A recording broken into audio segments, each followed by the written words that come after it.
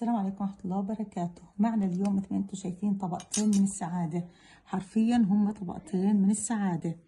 رح نغير كل طريقة الحلويات اللي كنا نعملها من قبل، وعلى ثقة تامة انكم راح تعتمدوا هاي الطريقة لضيوفكم لبعد الافطار، ان شاء الله راح تعجبكم.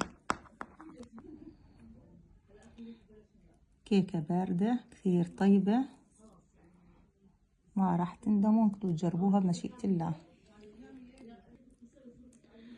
وهسه يلا بينا سوا نبدأ بالمقادير وطريقة العمل. بسم الله.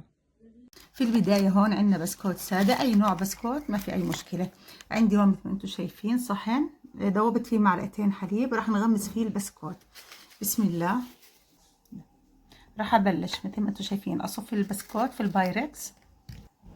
طبعا هون أنا حطيت طبقتين مش طبقة واحدة. هسه البسكوت إذا اتكسر معنا وإحنا عمالنا بنحطه في الحليب ما في أي مشكلة، بنحطه برضه في البايركس هيك. هسه الطبقة الثانية راح أحط لتر مي، بحط عليه نص كوب سكر، بضيف له 4 معالق من الحليب. طبعا بيصير حليب بودرة وبيصير حليب عادي. بضيف له باكيت واحد كريم كراميل، وكمان معلقتين كبار نشا. هسه حطيتهم على النار، بلشت اني اقلب كويس، بنقلبهم كويس كويس. هسه هون بضيف كاسة كبيرة جوز هند. طبعا نستمر في التقليب عبال ما ناخذ القوام اللي بدنا اياه. هسه بعد ما قلبنا كويس بلش في الغليان مثل ما انتم شايفين. هاي القوام اللي بدنا اياه، ما بدنا اكتر من هيك في الجمود. هسه هون بسم الله فورا بننزله على طبقة البسكوت اللي عملناها.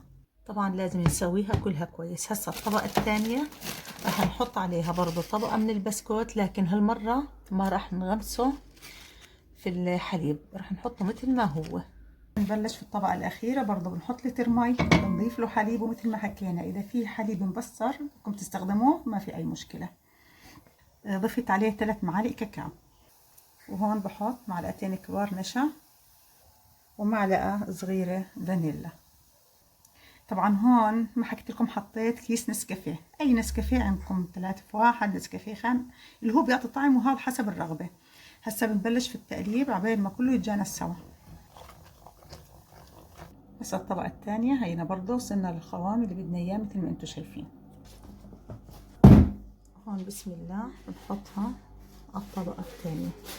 طبعا مثل ما انتم شايفين لازم ان احنا نسويها كلها عشان يكون كلها اتجاه واحد. هسه بالنسبة للتزيين حسب الرغبة، انا راح ان شاء الله ارش عليها جوز هند. في ناس بدها اياها بس شوكليت، في ناس بترش مثلا فستق حلبي، تزيين حسب الرغبة. هسه مثل ما انتم شايفين هيك راح ادخلها الثلاجة. راح اتركها اول اشي تهدى شوي عشان كتير حامية، طبعا تقريبا نص ساعة، وادخلها الثلاجة مش اقل من 5 ساعات. بس انا راح اتركها ليلة كاملة. وهذا شكلها النهائي، وصحة والف عافية.